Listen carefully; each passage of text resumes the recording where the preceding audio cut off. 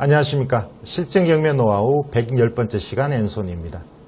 지난 시간에 말씀드린 대로 오늘은 주택의 전입과 점유의 유지에 대해서 말씀드리겠습니다. 주택의 전입은 중요한 내용이므로 잘 들어두시기 바랍니다. 그러면 오늘의 강의를 시작하겠습니다.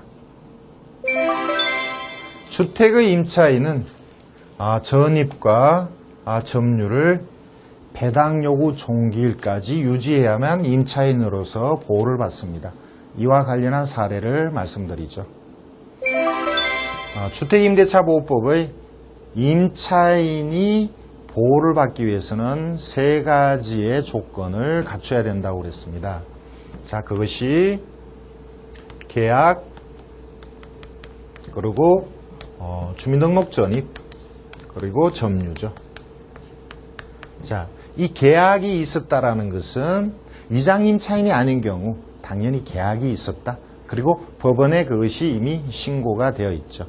자, 그러면 우리는 이 전입과 점유에 따라서 주택 임차인 임대차 보호법을 계속 임차인이 적용을 받느냐, 이것을 판례를 중심으로 좀 알아보겠습니다. 자, 하나하나씩 제가 판례 위주로 말씀을 드리죠. 가장 중요한 것이 주택임대차보호법 제3조입니다. 자, 주택임대차보호법 제3조 이런 내용이 있습니다. 아주 중요하죠.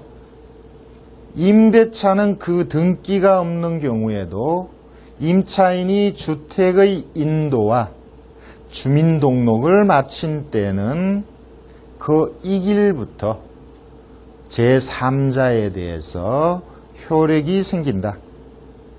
이 경우 전입신고를 한 때에 주민등록이 된 것으로 본다. 이것이 주택임대차보호법 제3조입니다. 중요한 내용은 이거죠. 임차인이 전입하고 점유를 했을 경우, 자, 이 전입이 있은 그 이길부터, 정확하게는 이길 0시입니다. 0시부터 제3자에 대해서 효력이 생긴다. 자, 그러면 임차인이 4월 19일 날 만약에 전입했다면 4월 20일부터 이제 임차인으로서의 권리를 행사할 수 있다. 법적으로 보호를 받는다, 이런 뜻입니다. 자, 이 말은 나중에 확정일과 관련해서 배당이나 대항력 이런 모든 것에 그대로 적용이 됩니다. 예를 들어서 4월 19일 날 전입했는데 그 다음날 4월 20일 날 등기부상에 건저당이 되었다면 이 4월 19일 날 전입한 임차인은 대항력이 있는 거죠. 말소기준 권리보다 먼저 전입했기 때문에 대항력이 있다고 합니다. 또 4월 19일 날 전입하고 4월 19일 날 확정까지 받았다면 나중에 건저당권자보다 먼저 배당을 받습니다. 그래서 그 날짜가 중요한데 권리는 전입한 이길부터 생긴다는 것. 그것이 주택임대차보호법 제3조입니다. 자, 그 외에 중요한 내용을 몇 가지를 더 말씀을 드리죠. 자, 임차인의 주민등록은, 자, 이 전입이 주민등록이죠. 자, 이 주민등록이 임차인으로서의 전입으로 누구나 인식할 수 있을 정도. 그리고 그것이 그 사람이 점유하고 있는 주거지의 주소와 동일해야 됩니다. 자, 다시 설명드릴까요? 자, 주민등록 전입한 것과 실제 이 사람이 점유하고 있는 이 주소, 주민등록 주소가 있을 테고 실제 전입한 그 건물의 주소가 이렇게 동일했을 때 이 사람은 임차인으로 누가 봤어도 임차인일 가능성이 보이는 거니까 보호가 되는 거죠. 자, 이 말은 무슨 말이냐면, 자, 어떤 동을 얘기하죠. 어떤 동 공공번지에 101호에 전입을 했습니다. 자, 101호에 계약하고 101호에 전입을 했습니다. 그렇다면 이 사람은 집주인이 아니면 누가 봐도 임차인일 가능성으로 보호를 받죠. 은행에서 봤을 때 임차인일 가능성이 있으니까 자, 보호가 되는데 만약에 101호에 계약을 하고 만약에 201호에 전입했다면 자, 이 사람은 권리를 보호받지를 못하죠. 또는 자, 101호에 전입했는데 이 사람이 원래 집주인이었다면 그것은 임차인이 되지 않죠. 나중에 등기부상으로 집주인이 바뀌었을 때는 그때는 또 임차인이 될 수 있습니다.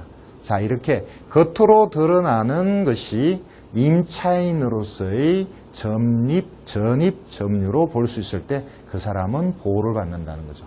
자, 좀 어려운 얘기가 되겠습니다만 이따 사례로 좀 더 설명을 드리죠.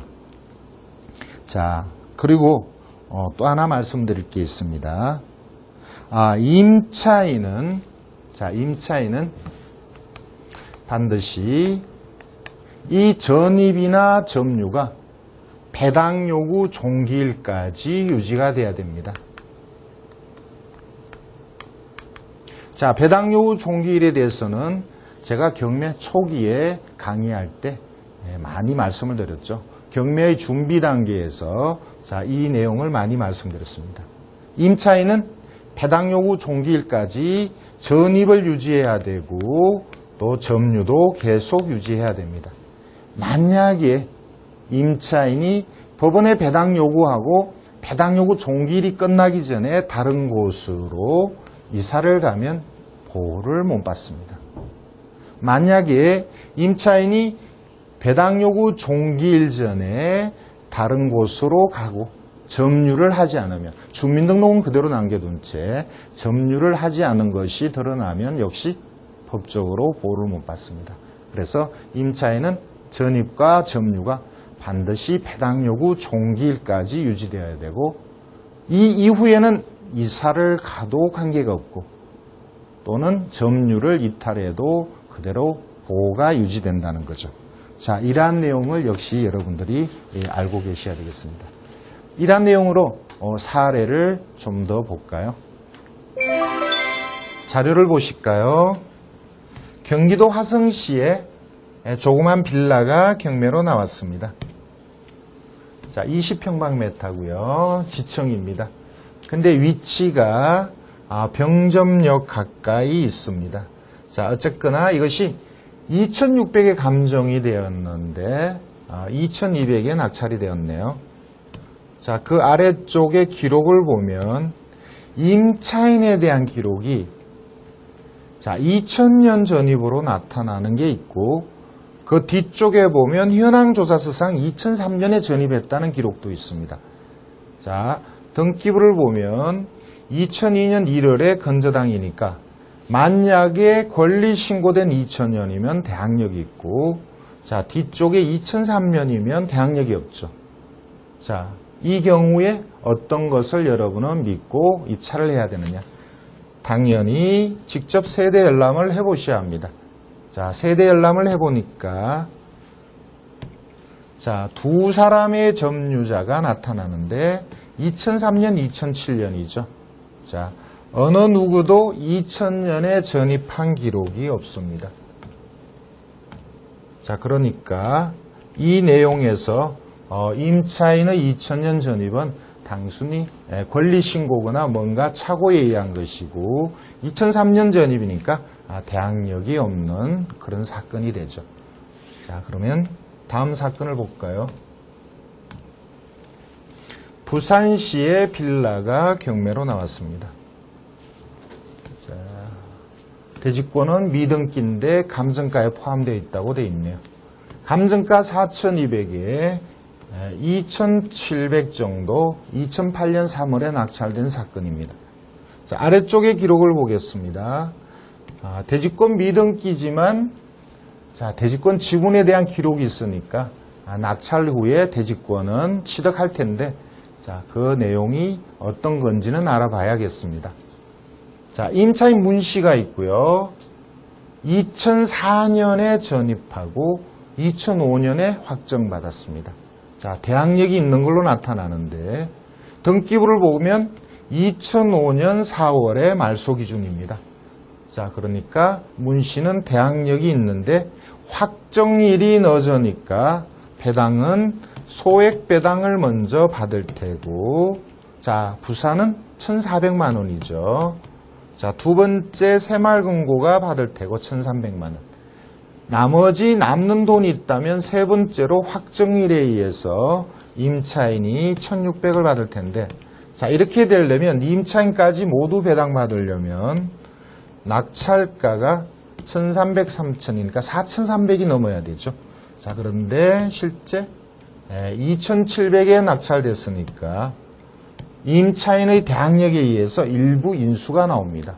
자, 그런데 정말 문 씨가 대항력이 있는지 매각물건 명세서를 보겠습니다. 자, 조금 보기 좋게 키우겠습니다. 자, 보시면, 자, 임차인이 전입한 날짜가, 자, 여기서는 2005년 12월로 신고했습니다. 자, 기억하시죠? 2005년 12월부터 임차인으로 점유한다고 권리를 신고했습니다. 2005년 12월. 자, 여기서는 2004년 2월입니다. 2005년 12월에 법원에 신고했는데 여기는 대항력 있는 날짜로 전입했습니다. 자, 이러한 경우에 보통은 정상적인 임차인이 아니고 새마을금고가 대출해 줄 때 무상 임차인 각서를 썼을 가능성이 있으니까 새마을의 건저당보다 후순위로 임차인 신고한 것으로 보입니다. 자, 본인 스스로 대항력 없는 권리를 법원에 신고했기 때문에 이러한 경우는 임차인의 대항력이 없다고 보고 여러분이 입찰을 하셔도 되겠습니다. 자, 그러면 다음 사건을 볼까요?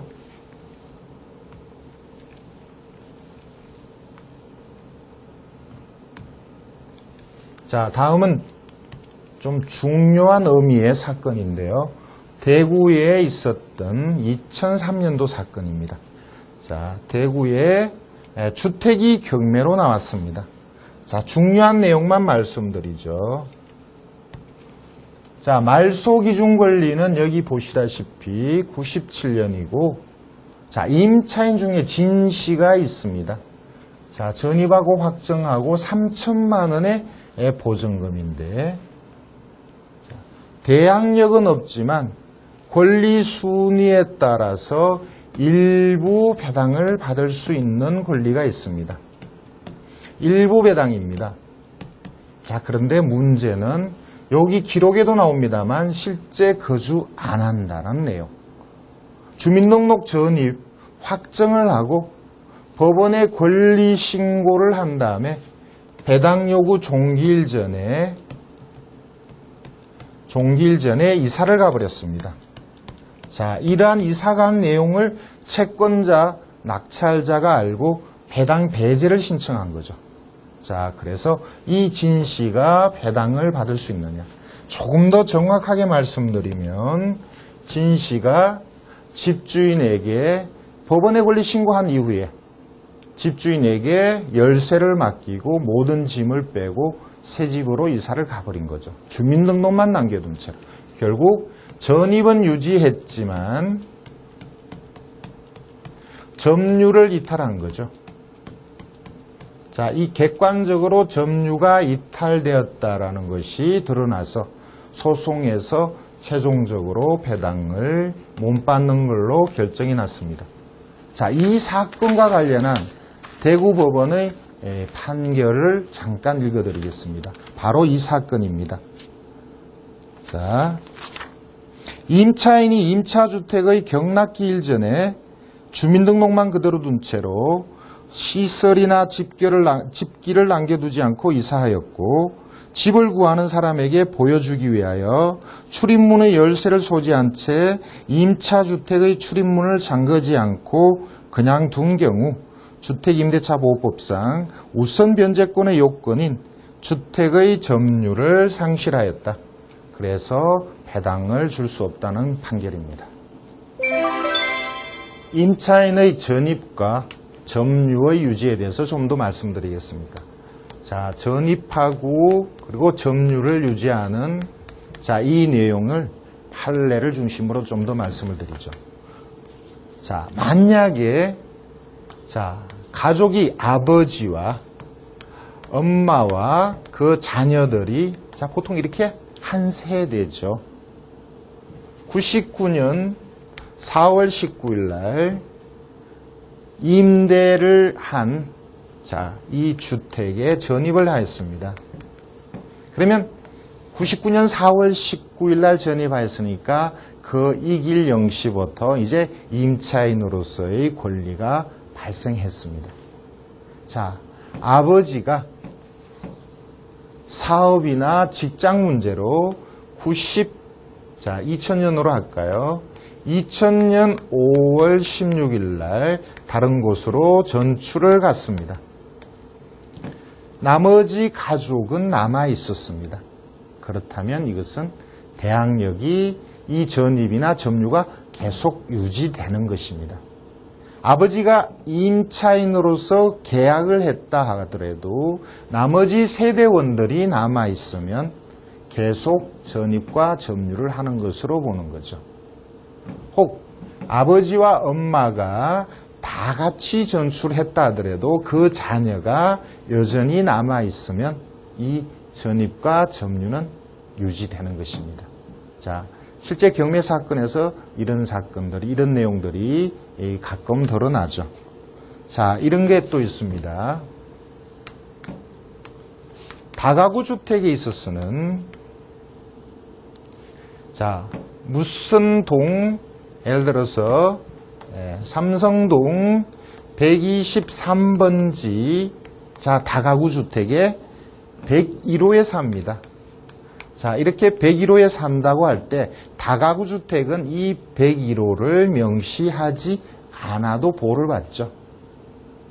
만약에 다세대 주택 같으면 101호를 명시하고 101호에 전입해야 되죠. 자, 그러니까 다가구와 다세대는 다릅니다. 다가구는 단독주택과 같다고 생각하시면 되겠죠. 그래서 번지로만 전입해도 그것은 보호가 임차인으로서의 보호를 받습니다. 자, 앞의 시간에서 잠깐 말씀을 드렸는데, 자, 101호를, 이 경우는 다세대입니다. 다세대 101호를 계약하고, 자, 101호에 전입했다면 이 사람은 보호를 받죠. 자, 그런데 101호를 전입하고 만약 201호를 다시 말씀드리죠. 101호를 계약을 하고 201호를 전입하고 있다면 이것은 보호를 못 받습니다. 자, 이런 일이 어떤 경우일까요? 빌라에 그런 일들이 일어날 수 있습니다. 자, 빌라는 보통 반지하까지 있죠. 빌라의 반지하가 보통은 자, 빌라가 4층까지 있다고 합시다. 지층 포함해서 4층. 여기가 101호. 자, 여기 201호. 자, 외형상 이렇게 표시를 해두는데 사실상 등기부나 건축물 대장은 이것이 지층 1호, 201호가 아니고 이것이 101호가 됩니다. 자, 현관문에 201호로 돼 있다고 해서 계약서를 201호로 하고 201호에 전입해 있다면 사실상 이것은 101호인데 이 경우에 임차인은 보호를 못 받죠. 그것은 주소와 실제 건축물 대장상이 일치하지 않기 때문입니다. 그래서 만약에 여러분 주변에 임차인이 있다면 반드시 외관상 현관의 201호가 건축물 대장이나 등기부상 201호인지를 반드시 확인해야 되겠죠. 자, 경매에서 이런 사건이 자주 나옵니다. 자, 또 하나 말씀을 드리죠. 나이가 아직 성년이 되지 않은 자식이 서울로 대학교 유학을 갑니다. 그러면 부모가 자식을 위해서 방을 얻어주죠. 자, 방 한 칸을 임대차를 하는데 이 방의 임차인은 아버지가 되겠죠. 보통 아들이 아직 미성년자니까 임차인은 아버지가 되고 실제 점유하는 사람은 그 아들이 되겠습니다. 그러면 임차인과 실제 점유하는 사람이 다른 사람이죠, 사실상. 그런데 이 경우는 한 세대원이고 아버지가 임차인이고 그 자식이 점유를 보조하는 형식이 되기 때문에 만약에 이 부동산이 경매가 나온다 하더라도 임차인 아버지가 전입 안 했지만 이것은 전입한 것과 같은 효과. 그래서 주택임대차보호법의 적용을 그대로 받는다는 거죠. 이런 내용도 가끔 주택의 경매에서 나오는 내용입니다. 역시 여러분들이 알아두시면 좋겠습니다. 지금까지 한 이런 내용과 관련한 사례를 같이 보실까요? 자료를 보실까요?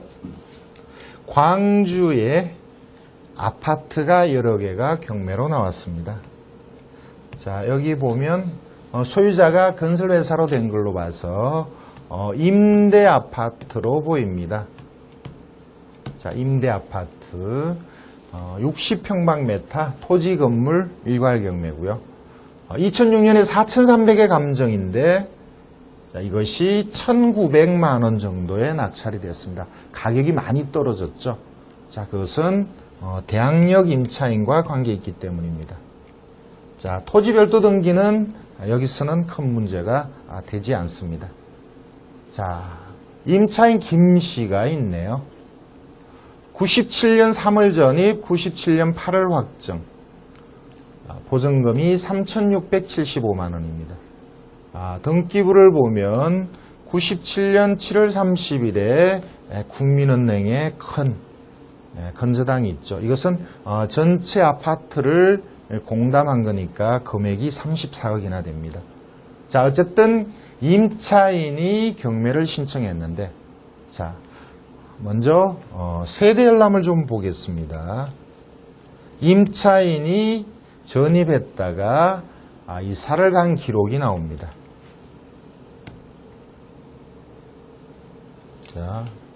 임차인이 97년 그대로 돼 있네요. 다시 말씀을 드려야 되겠네요. 그러면 다시 말씀을 드리겠습니다. 임차인이 전입하고 확정이 넣는 바람에 배당을 건저당보다 늦게 받게 됩니다.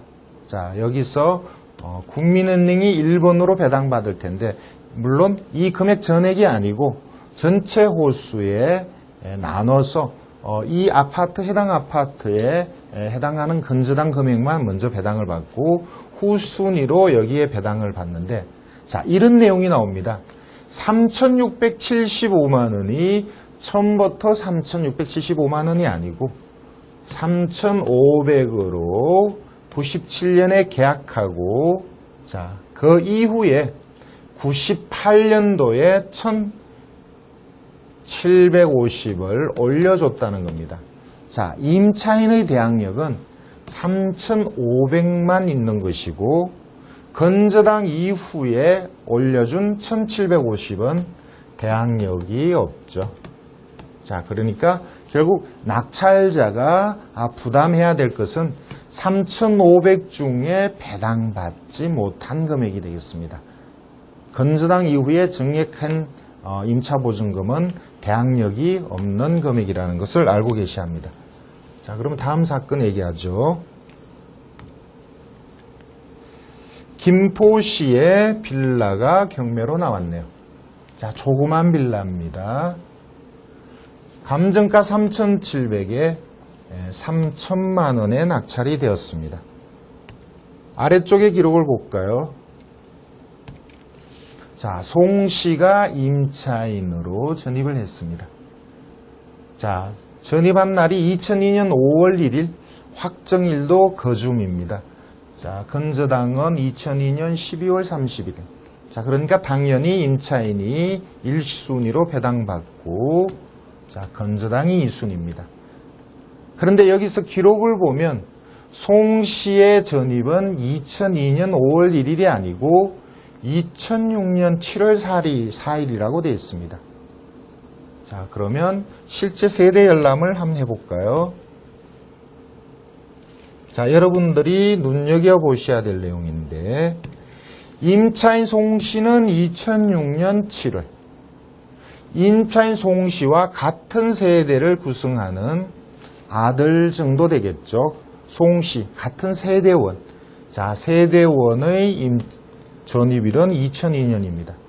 자, 여기서 중요한 것은 임차인의 전입일이 아니고 전체 세대원 중에서 가장 빨리 전입한 이 날짜죠. 자, 본인은 전입이 늦더라도 그 세대원이 일찍 전입했다면 일찍 전입한 날짜로 임차인의 전입을 따진다는 거죠. 자, 그러면 당초의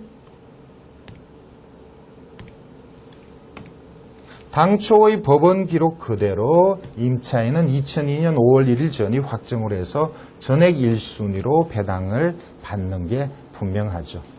자, 다음 사건을 얘기하겠습니다. 부산의 오피스텔이 경매로 나왔습니다. 역시 조그만 오피스텔이네요. 자, 2007년도에 3,200에 감정이 되고 2007년 8월에 2,100만 원에 낙찰이 되었습니다. 자, 여기 오피스텔은 주거용이라는 기록도 나옵니다. 자, 임차인은 김씨 2006년에 전입했고요. 건물 등기 위에는 건저당이 2005년 12월입니다. 자, 그래서 임차인은 말소기준 권리보다 늦으니까 대항력이 없습니다. 자, 그런데 기록에 이런 내용이 나옵니다. 임차인 김씨는 실제 입주는 딸의 입주일이다. 그러니까 2006년 3월의 입주는 본인이 입주한 것이 아니고 딸의 입주일이니까 방금 앞의 사건처럼 임차인의 전입일로 따지는 것이 아니고 전체 세대원 중에 가장 먼저 전입한 사람의 전입일로 따진다는 거죠. 자, 어쨌든 큰 금액은 아니겠습니다만 딸의 전입일이 말소기준 권리보다 앞서니까 아니죠. 경매 개시 결정보다 앞서니까 소액의 배당을 받습니다. 300만 원이니까 전액 배당을 받게 되겠죠. 자, 그러면 다음 사건을 얘기할까요? 서울시 마포구의 아파트가 경매로 나왔습니다. 자, 75평방미터고요. 2억 7천 감정되었고, 자, 한번 낙찰됐다가 불허가 된 이후에 2008년 5월 20일 날 2억 4,300에 낙찰이 되었습니다. 자, 주변은 한강변과 가까우니까 장래 가치는 다소 있다라고 보여집니다. 자, 그런데 나홀로 아파트여서 주거 환경이 그렇게 좋아 보이지는 않았습니다. 자, 여기서 중요한 것은 임차인 이 씨의 전입일입니다. 2002년 11월 25일에 전입했으니까 말소기준 건저당보다는 빠르죠. 외형상 대항력이 있습니다. 근데 확정일이 늦습니다. 그렇다면 배당은 국민은행이 먼저 받고, 다시 보실까요? 자, 여기서 임차인은 12월 25일, 확정은 12월 9일, 그러니까 두 날짜 중에 늦은 12월 9일자에 우선 변제권이 있고, 국민은행은 12월 2일 날 배당받을 권리가 있으니까 국민은행이 먼저 받고 임차인은 두 번째로 받죠. 자, 아까 낙찰가가 2억 4천이면 국민은행이 받고 난 다음에 임차인이 받을 수 있는 금액은 8천만 원 정도가 되겠네요. 자, 그런데 대항력이 있으니까 4천만 원은 인수로 나타납니다. 자, 그런데 과연 이것이 인수일까? 자, 여러분들은 외형상으로 서류만 보지 마시고 서류를 좀 꼼꼼히 더 구체적으로 보셔야 합니다. 자, 매각 물건 명세서를 보죠.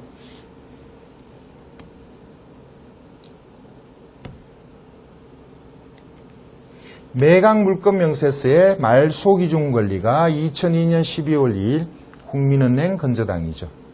자, 임차인은 11월 25일 대항력이 있는 걸로 보이는데, 자, 여기 아주 중요한 근거가 있습니다. 임차인 스스로 임대차 시작기간, 점유기간을 12월 5일로 신고했습니다. 말소기준 권리보다 늦죠. 대항력이 없는 날짜입니다. 자, 전입은 대항력이 있는 날짜고 점유기간은 대항력이 없는 날짜죠. 자, 그러면 여러분 입장에서는 어떤 것을 위주로 입찰을 해야 되나? 자, 저는 이 날짜를 기준으로 해서 대항력이 없다고 봅니다. 제가 임차인 이 씨와 직접 통화를 했습니다. 전입만 일찍 된 거고 임차인과 임대인의 계약은 이날입니다. 국민은행에 대항력이 없는 것을 본인 스스로 인정하고 있습니다. 자, 그런데 이 낙찰자가 그러한 내용을 알고 들어갔다면, 자, 이분은 8천 받고 이사를 가야 되겠죠. 자, 그러한 내용을 모르고 들어갔다면 경우에 따라서는 낙찰을 포기하고 재경매로 나올 수 있겠습니다. 제가 이분에게 얘기했습니다.